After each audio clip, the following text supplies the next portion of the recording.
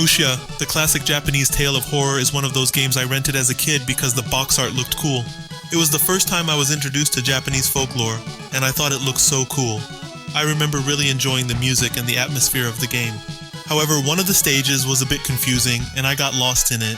I didn't bother trying to figure it out and gave up. I haven't played that game since. Now that I'm an adult and have a lot more patience, I decided to give this game another go. In this video, I will share my experience of playing Musya. As soon as the game boots up, we're greeted with an amazing title screen filled with things to look at. First of all, I really like the misty gray mountains scrolling in the background. It's really beautiful, and because it's monochrome, it doesn't distract us from the other elements of the title screen. And of all these elements, the one that really stands out is Musha's logo, written in flaming kanjis. Musha simply means warrior. The fire or lava effect looks really cool. Plus, it's really fitting since we're literally going into the depths of some kind of abyss or hell in this game. In the upper left you can read Imoto Saga Musya. Imoto is the name of the protagonist in the North American version of the game. This is an odd choice of name because at first glance, anyone with a basic knowledge of Japanese will think of the word Imoto, which means younger sister. I know they probably meant the family name Imoto with different kanjis and a short O vowel in the middle, but still, that's not the first thing a North American Japanese learner would think of. The name of the protagonist in the Japanese version is Jinrai, which I think sounds much cooler. In fact, it is still written on the right side in purple kanji, Goso Jinrai Densetsu, which translates to something like Legend of the Great Spearman Jinrai. That sounds pretty cool. This title screen is accompanied by a flute melody and a military beat. This fits perfectly with the atmosphere of the title screen. When you start a new game, you see a cutscene that tells the story. Even though it is not animated, there are some pretty cool pixel arts in this cutscene. The story goes like this. A long time ago, there was a swordsman by the name of Imoto who survived a great battle. He escaped death by fleeing to a mountain village. He fainted at the entrance of the village and was rescued by the villagers. When he regained consciousness, Imoto was introduced to Akagi, the mayor of the village. Imoto learned from the mayor that he was in the village of Tengu. The inhabitants of this village are the gatekeepers of the abyss. A girl named Shizuka possesses a talisman that can seal the abyss. A guard of the evil one took her and imprisoned her in the abyss. Akagi asks for your help to save her. This gives Imoto meaning as to why he was the only survivor of the battle. His destiny is to travel to the abyss to save Shizuka. The abyss, a place that feels like something between our world and hell, is such a cool setting for a game. The setting of Musya is based on Japanese folklore. This means that Imoto has to fight all kinds of cool yokai. Now that I'm more familiar with Japanese folklore, I recognize some of them. For example, it's funny that the name of the village is Tengu because you meet some Tengus in the game. They are the most powerful non-boss enemies in the game. If you're familiar with the Ghosts and Goblins franchise, they're basically the Red Remmer of this game. The Tengus look pretty cool, but some of the enemies are pretty creepy and feel like they're straight out of a horror movie. For example, there's a giant ant with a human-looking head. But much like RPGs that start with slimes, the first enemy you encounter isn't scary at all. It's just some kind of fireball spirit thing. But right after that, you get attacked by a scary head. It didn't take long for things to get creepy. Speaking of the beginning of the game, the first stage starts off really strong with an amazing BGM that really pumps you into playing the game. It really makes you feel like you're embarking on an adventure. This track is so good that I listened to it regularly for years before doing a full playthrough for this review. Overall, the soundtrack of Musya is amazing. The first stage takes place in a cave in the village of Tengu. This is where you enter the abyss. You can still see some rays of light shining from the dark sky, letting you know that you are not in hell yet. Because the sky is so dark, at first I thought I was already in the cave, but since I can see the moon, I guess we're not in the cave yet. I also see what looks like bamboo trees in the background, so I figured out that this cave is in a bamboo forest. Even the flowers look cool in this haunted forest.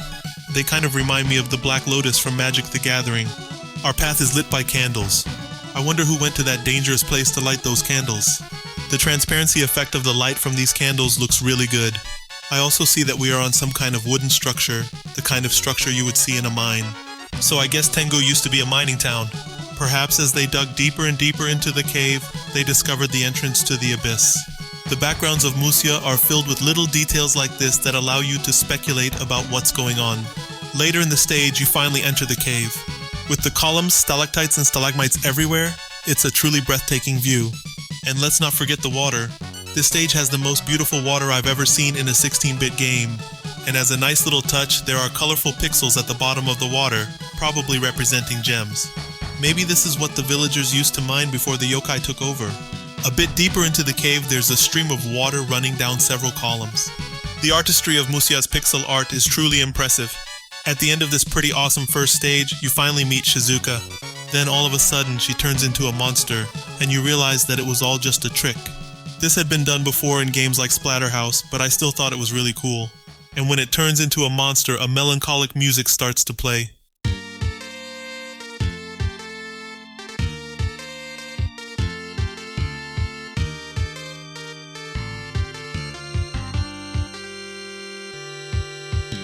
It doesn't really sound like boss battle music, but it creates a really cool atmosphere, and I love it. The gameplay was a bit rough, but this first stage has some of the best graphics and music I've seen in an SNES game. And this is not the only stage that has a cool setting and amazing graphics. In the third stage, there are several buildings, as if a village had been built inside the cave. It makes you wonder how and why these buildings were built in this cave. Maybe, as we enter the abyss, we're slowly slipping into another world, and these buildings are part of that world. This is such a cool setting. These buildings have revolving doors with some kind of ghost on the other side of the doors. When you first hear the sound of the doors spinning, you may not be able to see the doors because they may be outside the screen. This is a bit scary because you don't know yet what's making that sound. Another cool stage has a bunch of statues in the background. Some of these statues are smiling. The fact that they are smiling makes it even creepier. And as you might expect, some of these statues attack you. And there are statues that if you touch them, they warp you somewhere. Except for one statue, they all return you to a previous part of the stage.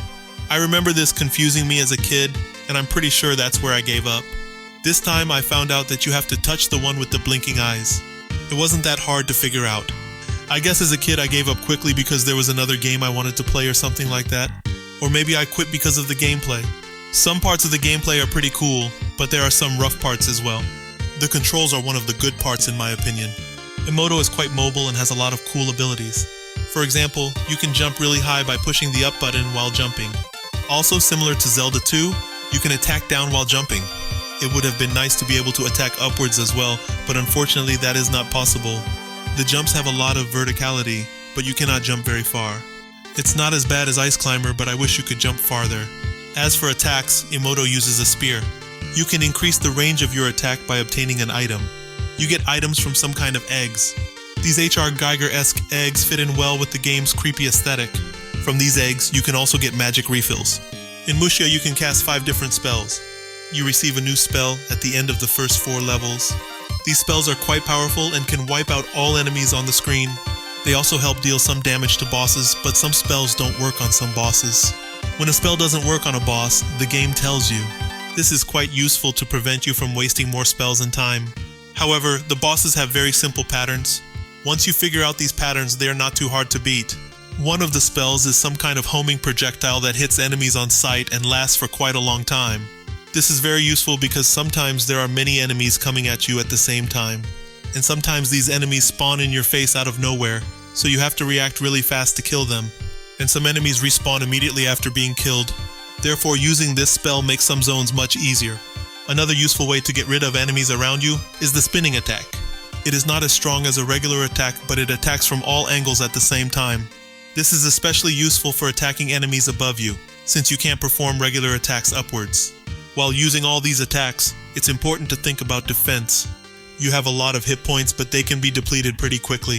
By pushing the L or R button, you can squat and walk backwards. This defensive stance allows you to move away from enemies while still facing them and having a smaller hitbox. I rarely use this backwards squat walk, but I guess a smaller hitbox might reduce the chances of getting hit. Speaking of getting hit, Musha is the kind of game that doesn't throw you backwards when you get hit. There's only a sound effect and your character flashes.